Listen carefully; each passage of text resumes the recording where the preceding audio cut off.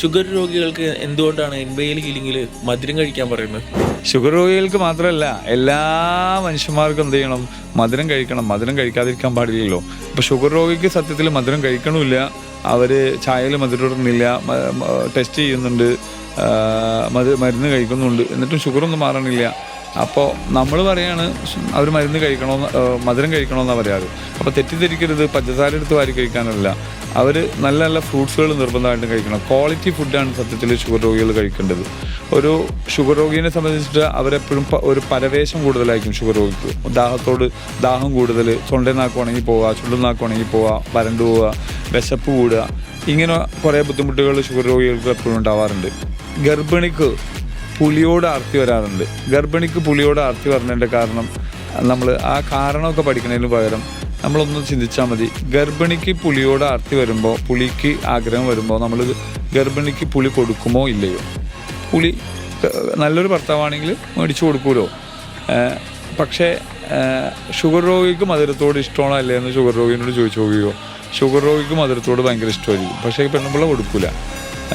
അപ്പോൾ സത്യത്തിൽ ഷുഗർ രോഗിക്ക് മധുരം ശരീരം ചോദിക്കുന്നുണ്ട്. അവൻ കൊടുക്കാതെ വരുമ്പോൾ അവന് പ്രശ്നം കൂടാനാണ് സാധ്യത എന്നാണ് അക്യുപഞ്ചറിൽ പറയാം. ഷുഗർ അക്യുപഞ്ചറിൽ ബന്ധപ്പെട്ടെടുക്കുന്നത് എർത്ത് എലമെൻ്റ് ആയിട്ടാണ്. ആ എർത്ത് എലമെൻറ്റിന് ഇൻബാലൻസ് വരുമ്പോൾ അവൻ്റെ ശരീരം ചിലപ്പോൾ മധുരം ചോദിക്കും, അതല്ലെങ്കിൽ മധുരം വേണ്ടാന്ന് തന്നെ പറയും. ആ ശരീരം ചോദിക്കുകയാണെങ്കിൽ കൊടുക്കണം എന്നാണ്. അതെങ്ങനെ അറിയുമെന്ന് ചോദിച്ചാൽ, ഒരാൾക്ക് ഭക്ഷണം കഴിച്ച് കഴിയുമ്പോൾ ഒരു മിഠായി കഴിച്ചാലാണ് സമാധാനം ആവണമെങ്കിൽ അവന് മധുരമാണ് ആവശ്യം, സത്യത്തിൽ ഭക്ഷണമല്ല ആവശ്യം എന്നാണ്. എന്ന് പറഞ്ഞാൽ ഭക്ഷണം കഴിച്ചാലും അവനക്ക് വിശപ്പ് കിടന്നില്ല, ഒരു മിഠായി കഴിച്ചാലാണ് ശരിയാവണമെങ്കിൽ സത്യത്തിൽ അവൻ്റെ ആവശ്യം സത്യത്തിൽ മധുരം ഓർമ്മ. ഇനി ചില ആളുകൾക്ക് ഭക്ഷണം കഴിച്ച് കഴിഞ്ഞിട്ട് നാരങ്ങളും കുടിച്ചാലേ ശരിയാവുള്ളൂ.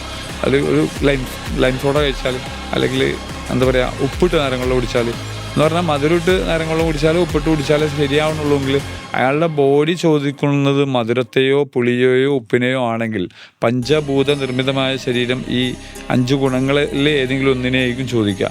അത് ശരീരം ചോദിക്കുന്നതനുസരിച്ചിട്ട് ശരീരം ചോദിക്കുന്നത് കൊടുത്താൽ അവൻ്റെ രോഗം മാറാൻ ഒരു വഴി അതാണ്.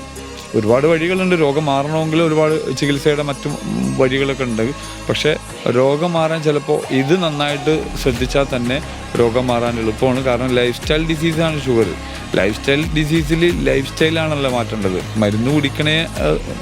ഒരാൾ മരുന്ന് കുടിക്കുന്നുണ്ട് ലൈഫ് സ്റ്റൈലിന്, ഒരാൾ ലൈഫ് സ്റ്റൈൽ മാറ്റാൻ ശ്രമിക്കുന്നുണ്ട്.